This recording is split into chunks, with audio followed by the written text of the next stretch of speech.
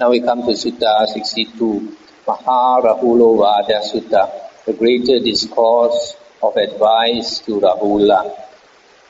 Thus have I heard, on one occasion the Blessed One was living at Savatthi in Jeta's Grove, Anatta Pindika's park. Then when it was morning, the Blessed One dressed, and taking his bowl and outer robe, went into Savatthi for alms. The Venerable Rahula also dressed, and taking his bowl and outer robe, followed close behind the Blessed One. Then the Blessed One looked back and addressed the Venerable Rahula thus: Rahula, any kind of material form, whatever, whether past, future or present, internal or external, gross or subtle, inferior or superior, far or near, all material form to be seen as it actually is, with proper wisdom thus: this is not mine, this I am not, this is not myself. And Rahula asked, only material form, Blessed One? Only material form, Sublime One? And the Buddha said, material form, Rahula, and feeling, perception, volition and consciousness.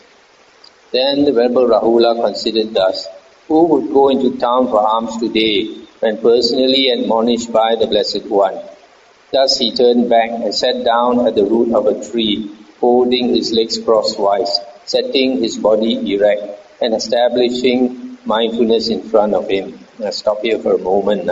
So here you see Venerable Rahula was going to follow the Buddha on Pindapata, arms round. When the Buddha gave him advice about the five aggregates, body, feeling, perception, volition and consciousness, to consider it with proper wisdom, that it is not mine, this I am not, this is not myself. Then he thought, he's been given this advice how he should put it into practice. So he sat under a tree and meditated. It shows Venerable Rahula is very diligent. The Venerable Sariputta saw him sitting there and addressed him thus: Rahula, develop mindfulness of breathing. When mindfulness of breathing is developed and cultivated, it is of great fruit and great benefit.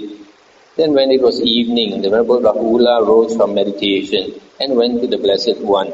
After paying homage to him, he sat down at one side and asked the Blessed One, Venerable Sir, how is mindfulness of breathing developed and cultivated so that it is of great fruit and great benefit? I'll stop here for a moment. So here you see, probably in this sutta was spoken, Venerable Rahula was still quite young also. That's why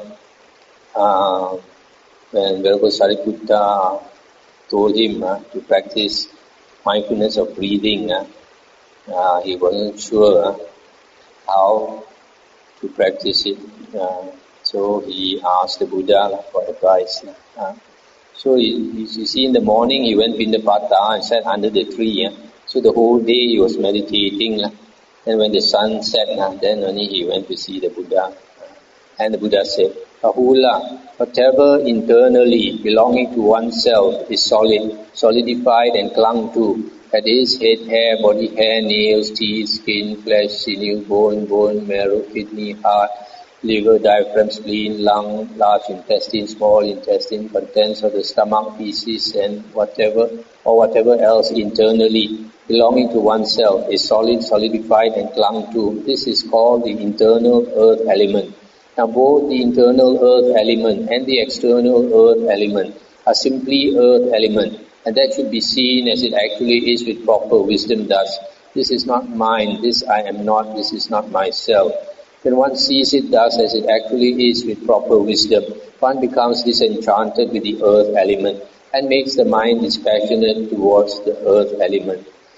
So here the internal earth element refers to whatever is hard, because the earth signifies hardness, hardness element. So whatever is hard in the body is considered the internal earth element, and it should be seen, the Buddha says, as not mine, not I, not myself.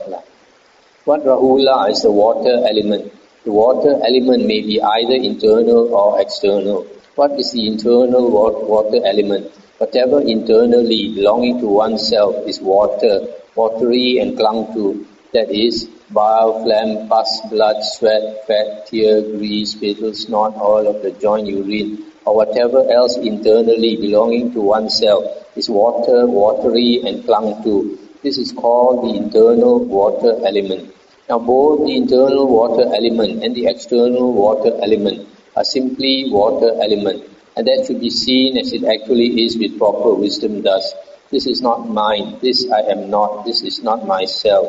When one sees it thus as it actually is with proper wisdom, one becomes disenchanted with the water element and makes the mind dispassionate towards the water element.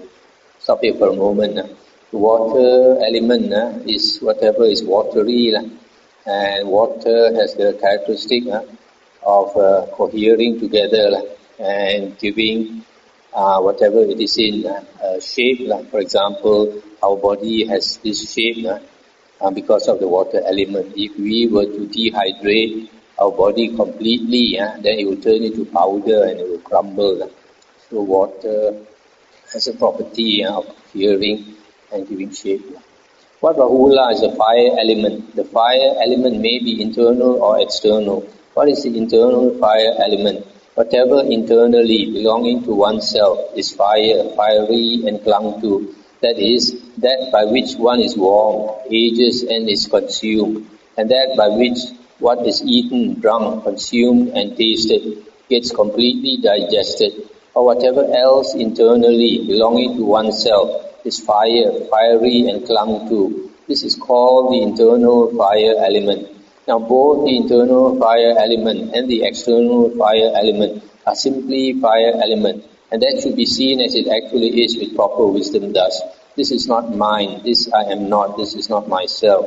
When one sees it thus as it actually is with proper wisdom, one becomes disenchanted with the fire element and makes the mind dispassionate towards the fire element. Stop here for a moment. So the fire element refers to the heat element. This fire element warms us and makes us age and helps in digestion. What Rahula is the air element.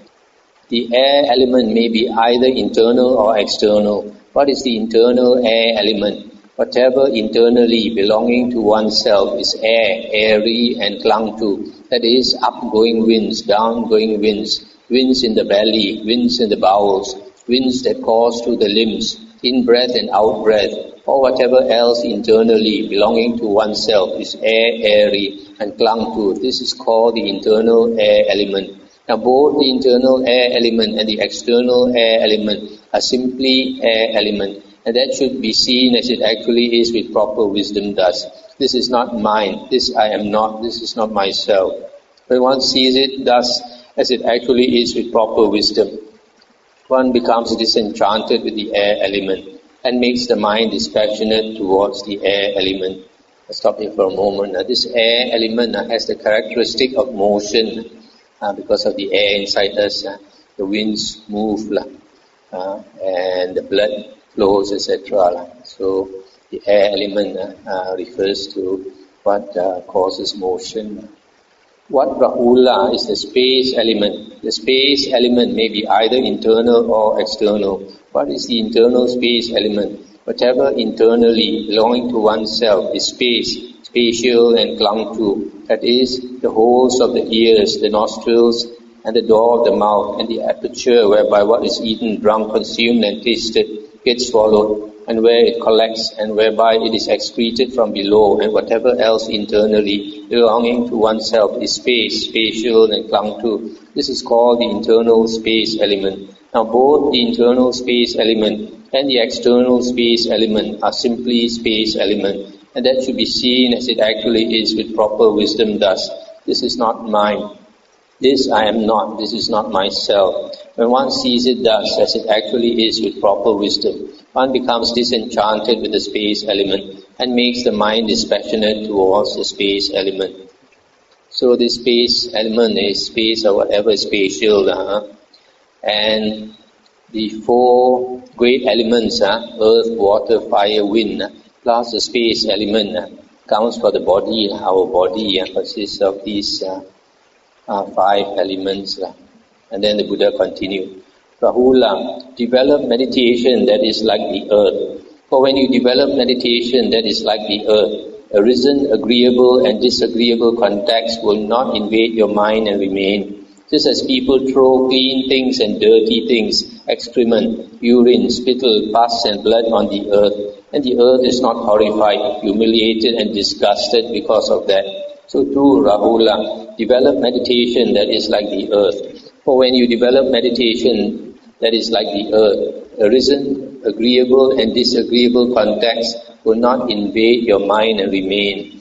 Stop here for a moment. So the Buddha is telling him to develop the meditation that is like the earth, which is not moved by whatever clean or dirty things are thrown on it. It is not horrified, humiliated or disgusted. In other words, it's telling Rahula to develop the mind so it becomes quite solid and unshakable, not moved by external sense objects, not moved by feelings, etc. Rahula, develop meditation that is like water. For when you develop meditation that is like water, arisen, agreeable and disagreeable contacts will not invade your mind and remain. Just as people wash clean things and dirty things, excrement, urine, spittle, pus and blood in water, and the water is not horrified, humiliated and disgusted because of that. So too, Rahula, develop meditation that is like water. For when you develop meditation that is like water, arisen, agreeable and disagreeable contacts will not invade your mind and remain. Similarly, the Buddha says, be unmoving like the water. Rahula, develop meditation that is like fire. For when you develop meditation that is like fire, arisen, agreeable and disagreeable contacts will not invade your mind and remain. Just as people burn clean things and dirty things, excrement, urine, spittle, pus and blood in fire, and the fire is not horrified, humiliated and disgusted because of that. So too, Rahula, develop meditation that is like fire. For when you develop meditation that is like fire, arisen, agreeable and disagreeable contacts will not invade your mind and remain. Rahula, develop meditation that is like air. For when you develop meditation that is like air, arisen, agreeable and disagreeable contacts will not invade your mind and remain. Just as the air blows on clean things and dirty things, on excrement, urine, spittle, pus and blood, and the air is not horrified, humiliated and disgusted because of that. So too, Rahula, develop meditation that is like air. For when you develop meditation that is like air, arisen, agreeable and disagreeable contacts will not invade your mind and remain. Rahula, develop meditation that is like space. For when you develop meditation that is like space, arisen, agreeable and disagreeable contacts will not invade your mind and remain. Just as space is not established anywhere, so too, Rahula, develop meditation that is like space. For when you develop meditation that is like space, arisen, agreeable and disagreeable contacts will not invade your mind and remain. Stop here for a moment. So here the Buddha is basically telling Rahula to develop the mind to be so strong, so unshakable, which is only possible through strong concentration. Then only the mind can be unmoving. Whatever contacts invade, whatever contacts the mind comes in contact with, it is unmoving. Rahula, develop meditation on loving kindness. For when you develop meditation on loving kindness, any ill will be abandoned. Rahula, develop meditation on compassion. For when you develop meditation on compassion, any cruelty will be abandoned. Rahula, develop meditation on joy. For when you develop meditation on joy, any discontent will be abandoned. Rahula, develop meditation on equanimity. For when you develop meditation on equanimity, any aversion will be abandoned. Rahula, develop meditation on foulness. For when you develop meditation on foulness or unattractiveness, any lust will be abandoned. Rahula, develop meditation on the perception of impermanence. For when you develop meditation on the perception of impermanence, the conceit, I am, will be abandoned. I'll stop here for a moment. So here, these few lines are very important. You can see here the opposites. For example, the opposite of metta, loving kindness, is ill will or anger. So when you develop loving kindness, metta, you overcome ill will. So if a person has a bad temper, prone to anger, then he should practice metta more. And then compassion, the opposite of compassion is cruelty. So we develop compassion to cut off any cruel thoughts, any tendency to cruelty in us. And then we develop joy, and when we are happy and joyful, we will be contented. Discontent will not arise. And then when we develop equanimity, aversion towards unpleasant things, unpleasant people, etc., will be abandoned.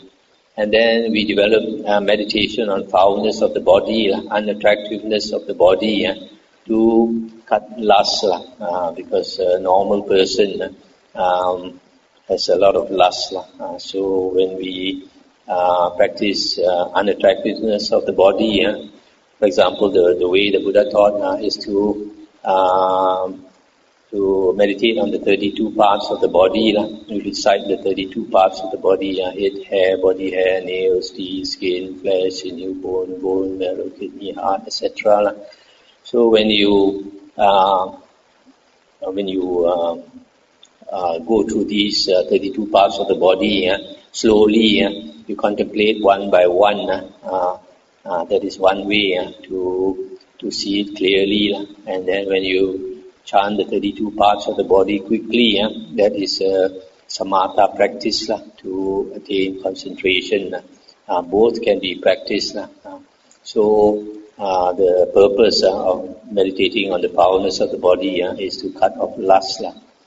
And meditation on the perception of impermanence, to see impermanence in everything, to see impermanence of everything in the world, especially the body and the mind.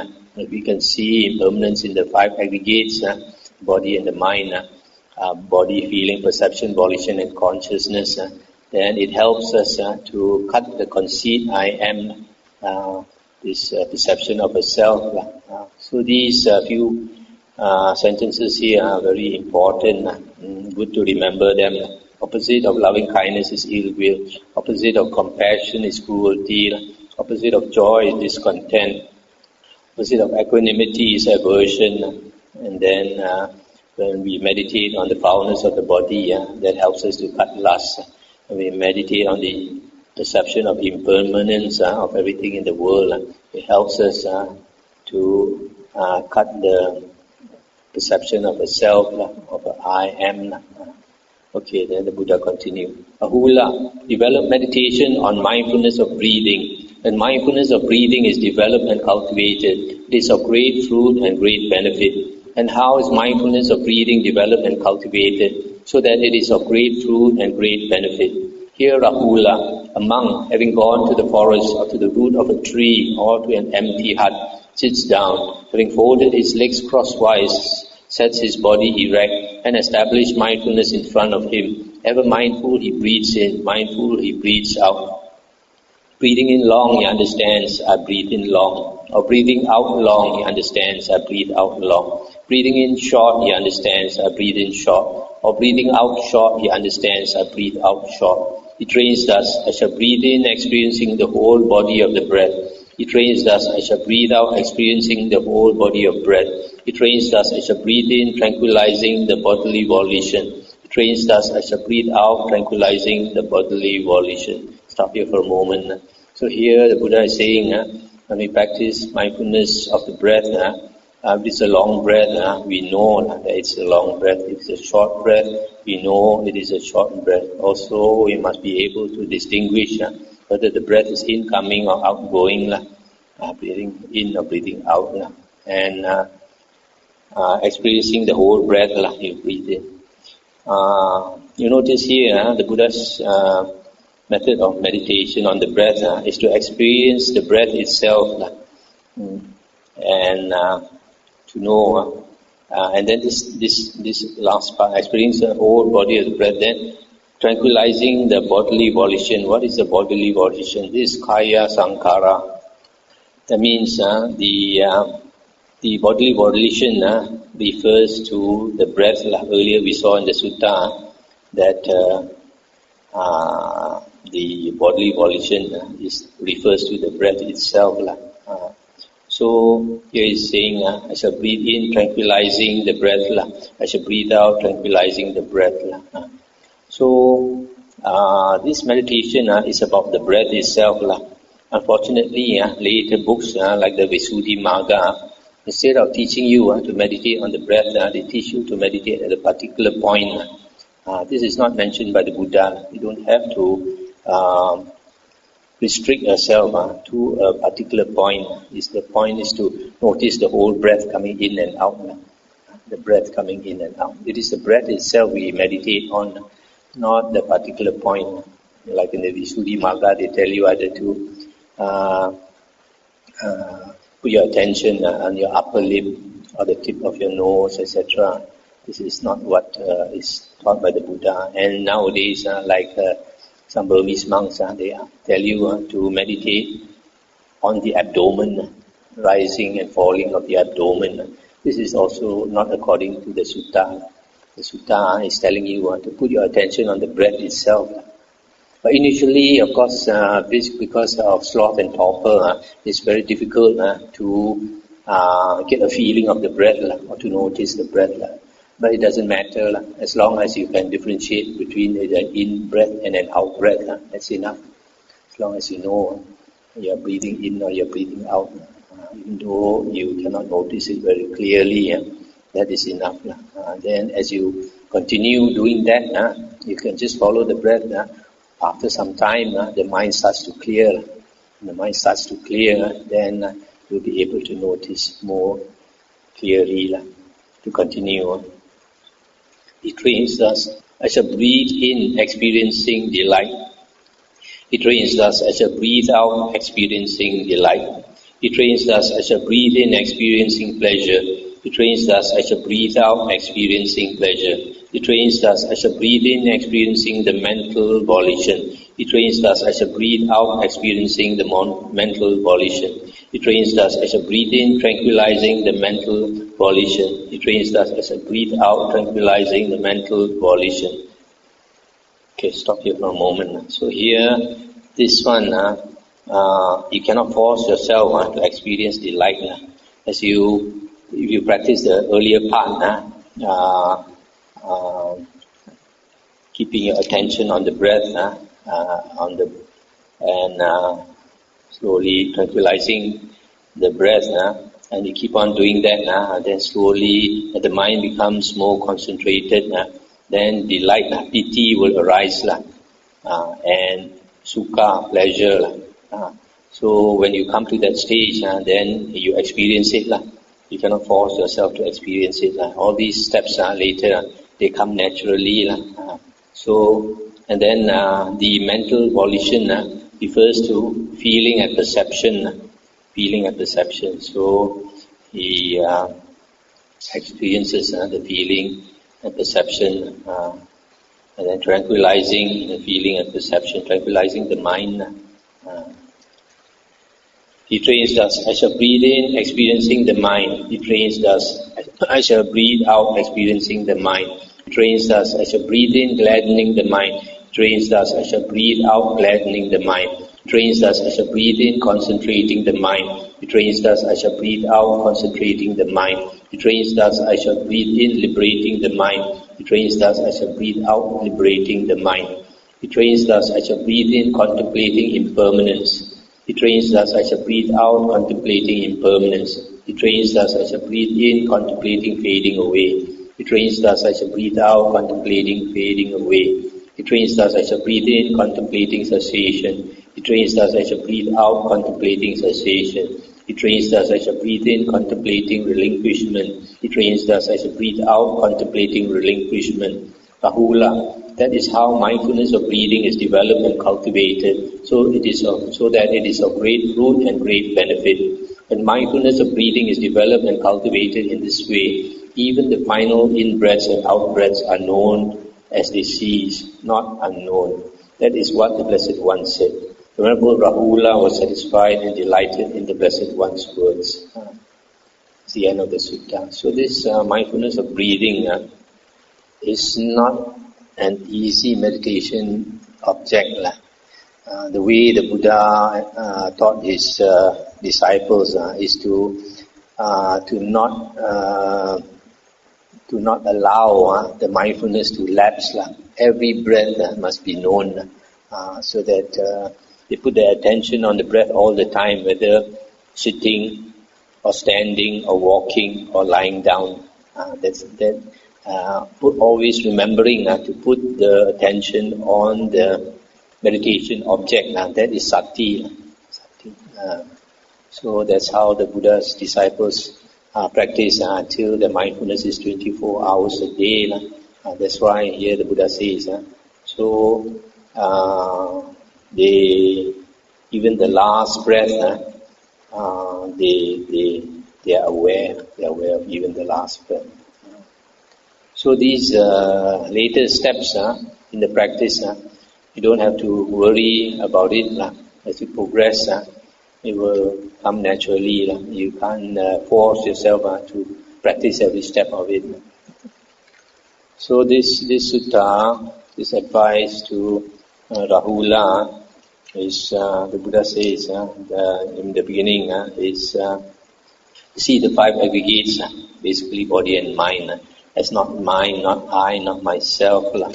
Then after that, when Rahula asked the Buddha about meditation, and the Buddha said to practice meditation so that the mind becomes unmoving, just like the elements are unmoving. So the mind should develop to that stage. That means to have strong samadhi, concentration.